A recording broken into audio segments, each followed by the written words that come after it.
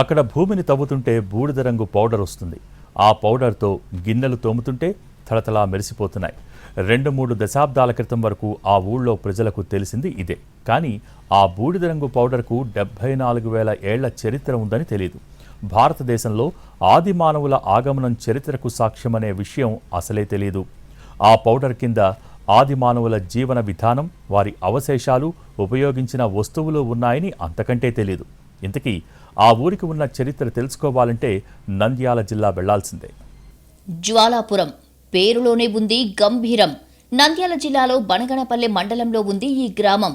ఆదిమానవులు 60,000 ఏళ్ల క్రితం ఆఫ్రికా నుంచి భారతదేశానికి వచ్చారని శాస్త్రవేత్తలు చెబుతుంటే, అంతకు ముందే ఇక్కడ ఆదిమానవులు జీవించినట్టు ఆధారాలు ఉన్నాయి. 74,000 ఏళ్ల క్రితం ఇండోనేషియాలోని సుమత్రా దీవుల్లో టోబా అగ్నిపర్వతం బద్దలై లావా ప్రవహించిన సందర్భంలో వెదజల్లిన బూడిద భారత్లో కూడా కొన్ని చోట్ల పడిందే. జ్వాలాపురం భూగర్భంలో నిక్షిప్తమై ఉన్న బూడిద కూడా అదే. బూడిద, దాని చరిత్ర కోసం జరిపిన తవ్వకాల్లో ఆది మానవుల అవశేషాలు బయటపడడం మరో విశేషం. అయితే ఈ బూడిద ఇంతకాలం ఆది మానవ మనుగడనే భూమిలో కలిసిపోయేలా చేసిందే. బూడిద కింద ఆది మానవుల అవశేషాలు, ఆ కాలంలో ఉపయోగించిన పనిముట్లు, అస్థిపంజరాలు లభ్యమయ్యాయి. భారతదేశంలో ఆదిమ మానవుని చరిత్ర గతిని మార్చే అవశేషాలు నంద్యాల జిల్లాలో బయటపడుతున్నాయి. 60 ఏళ్ల క్రితం భారతదేశంలోకి ఆదిమ మానవుడు వచ్చారని శాస్త్రవేత్తలు చెబుతున్నారు. అయితే 74,000 ఏళ్ల క్రితమే ఈ ప్రాంతంలో ఆదిమ మానవుని అవశేషాలు ఉన్నట్టు బయటపడ్డాయి. ఇండోనేషియాలోని సుమత్రా దీవిలో టోబా అనే అగ్నిపర్వతం పేలిన సందర్భంలో ఏర్పడిన బూడిద నంద్యాల జిల్లా బనగానపల్లె మండలం జ్వాలాపురంలో భూ అంతర్భాగంలో నిక్షిప్తమైంది. ఆ బూడిద కిందనే ఆదిమ మానవుని అవశేషాలు బయటపడ్డాయి. అసలు ఈ జ్వాలాపురం ఏంది? ఈ జ్వాలాపురంలో ఉన్న అగ్నిపర్వతం బూడిద ఏంది?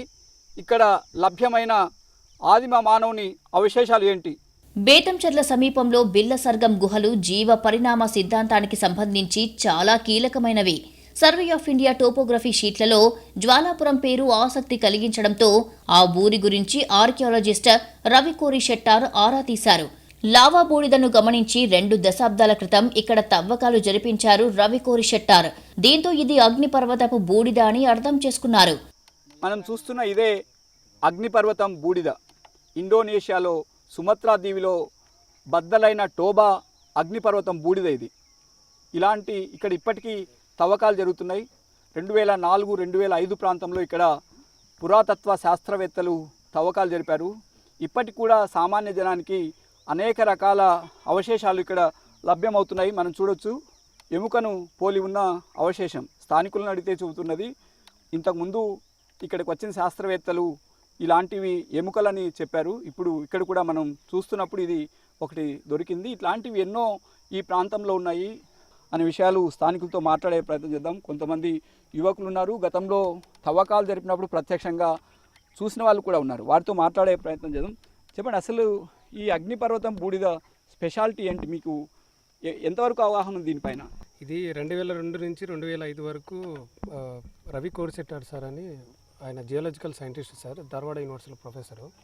అదేవిధంగా సగ్నేకల్ ఆర్కియాలజీ మ్యూజియం డైరెక్టర్ సార్. ఆయన వచ్చి రీసెర్చ్ చేసేంత వరకు ఇది మామూలుగా మేము వాడుక లాంగ్వేజ్లో శుద్ధ అనే పిలుచుకునే వాళ్ళం సార్. ఇది దాదాపు మా చుట్టుపక్కల 4 ఊర్ల వరకు జీవనాధారంగా ఉండేది సార్. అంతవరకు సార్ వచ్చి రీసెర్చ్ చేసేంత వరకు ఇది ఒక ఇండోనేషియాలో టోబో వాల్కనో ఎరప్ట్ అయిన లావా వల్ల ఏర్పడిందని అంతవరకు మాకు తెలియదు సార్. సార్ చేసిన రీసెర్చ్ తర్వాతనే తెలియదు సార్.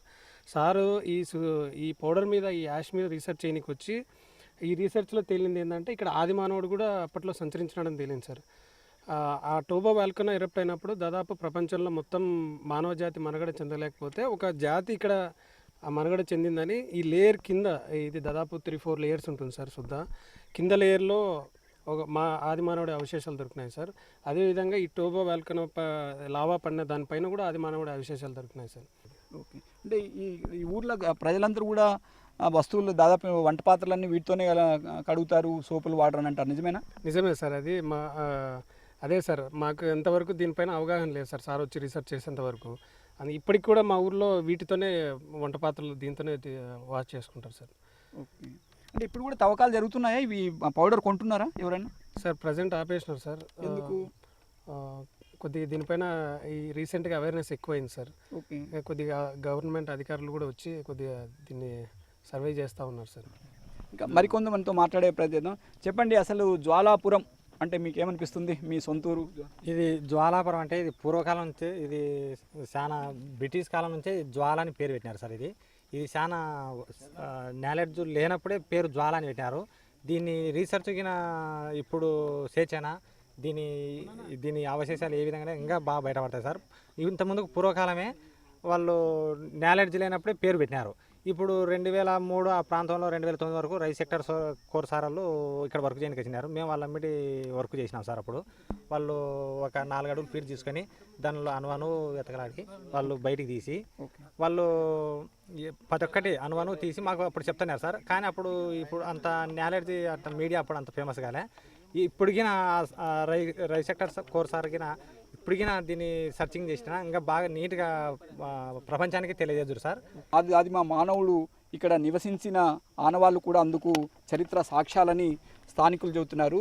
ప్రభుత్వం దీన్ని పరిరక్షించాల్సి ఉంది. గతంలో ప్రజలకు తెలియక ఇక్కడ తవ్వకాలు జరిపి ఈ పౌడర్ అమ్ముకున్నారు. ఇప్పుడు ఆ పరిస్థితి లేదు, తవ్వకాలు నిలిపివేశారు. దీన్ని కాపాడి ఈ ప్రాంతం, ఈ జ్వాలాపురంకు ఉన్న చరిత్రను, ఆదిమ మానవుని చరిత్రను భావి తరాలకు అందించడానికి ఈ ప్రాంతాన్ని సంరక్షించాల్సిన బాధ్యత ప్రభుత్వంపై ఉందని స్థానికులు చెబుతున్నారు.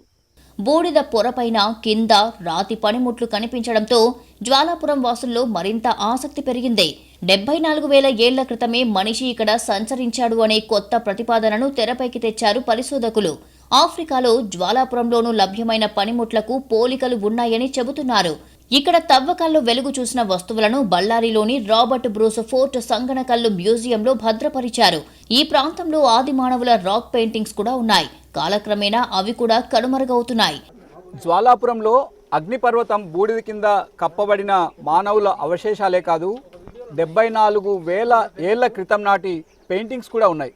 ఇక్కడ కొండ గుహల్లో అప్పటి ఆదిమ మానవులు పెయింటింగ్స్ వేశారు. ప్రస్తుతం మనం జ్వాలాపురానికి సమీపంలో ఉన్న కొండ ప్రాంతంలో ఉన్నాం. ఇక్కడ చూడొచ్చు, ఇక్కడ ఆదిమ మానవులు గీసిన పెయింటింగ్స్ ఇక్కడ మనం చూడొచ్చు. వీటిని ఇప్పటికీ ఉన్నాయి. అయితే కొండపై వచ్చిన వర్షపు నీటి ప్రవాహంతో కొంత ఇవి కనిపించకుండా పోతున్నాయి. ఇంకా ఇప్పటికీ అక్కడక్కడ మనం చూస్తే ఇక్కడ గుర్తులున్నాయి.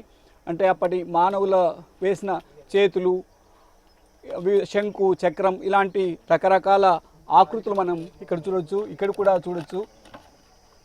అక్కడ చెయ్యి ఆకారం కనిపిస్తుంది. అంటే హాయ్ అన్నట్టుగా చెయ్యి పైకెత్తి అభివాదం చేస్తున్నట్టుగా అక్కడ ఒక రేఖాచిత్రం కనిపిస్తుంది.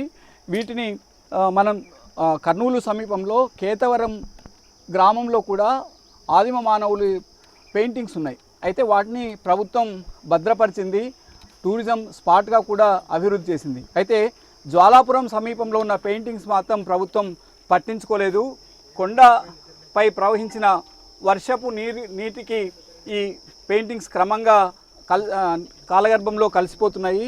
చెప్పండి, అసలు ఈ పెయింటింగ్స్ మీకు ఎప్పటి నుంచి ఉన్నట్టు తెలుస్తుంది? మాకు సారు వచ్చి రీసెర్చ్ చేసేంత వరకు మాకు ఈ పెయింటింగ్స్ గురించి తెలియదు సార్. ఓకే. దాదాపు 2005 ఆ టైంలో సార్ వచ్చి రీసెర్చ్ చేశాడు సార్. అదేవిధంగా ఈ కింద అక్కడ మీకు కనపచ్చేది కింద ఆదిమానవుడి స్కెలిటన్ కూడా దొరికింది సార్ ఇక్కడ. ఓకే. ఎక్కడ? ఈ కింద మీరు అక్కడ కనపడుతుంది కదా గుంతలో. ఓకే. అంటే మనం చూస్తున్న ఆ ప్రాంతంలోనే తవ్వకాలు జరిపారు. అంటే పురాతత్వ శాస్త్రవేత్తలు రవి కోరి షెట్టార్ ఇక్కడికి వచ్చినప్పుడు ఇక్కడ తవ్వకాలు చేశారు. ఇక్కడ ఆదిమ మానవుని స్కెల్టన్ అస్థిపంజరం కూడా దొరికినట్టు చెబుతున్నారు. అది అస్థిపంజరం ఎక్కడ తీసుకెళ్లారు సార్? సగనకల్ ఆర్కియాలజీ మ్యూజియంలో భద్రపరిచారు సార్ క్లియర్గా. సార్ ఇక్కడ మీకు ఇందాక చెప్పాను కదా sir, rock shelter JWP9 code sir JWP9 code పెట్టుకున్నారు సార్ దీనికి, రాక్ షెల్టర్కి, ఈ పెయింటింగ్స్కి. ఇది పెయింటింగ్స్ ఏంటంటే చాలా ఏళ్ల క్రితం సార్. ఇవి వర్షానికి అంతా తుడిచిపెట్టుకుపోతున్నాయి సార్. ఇప్పుడు మధ్యప్రదేశ్లో భీంబెట్కాకు యునెస్కో వరల్డ్ హెరిటేజ్ సైట్ గుర్తింపించారు సార్ పెయింటింగ్స్కి, ఆదిమానవుడి పెయింటింగ్స్కి. అది పర్యవేక్షణ ఉంది కాబట్టి అవి నీట్గా ఉన్నాయి సార్. ఇక్కడ ఎటువంటి పర్యవేక్షణ లేక ఇది అంతరించిపోతుంది సార్. లేదు సార్. జ్వాలాపురంలో లభించే బూడిదకు చాలా డిమాండ్ ఉంది. తొలినాళ్లలో టన్ను బూడిదను 500 రూపాయలకు సోపు, డిటర్జెంట్ కంపెనీలకు విక్రయించేవారు.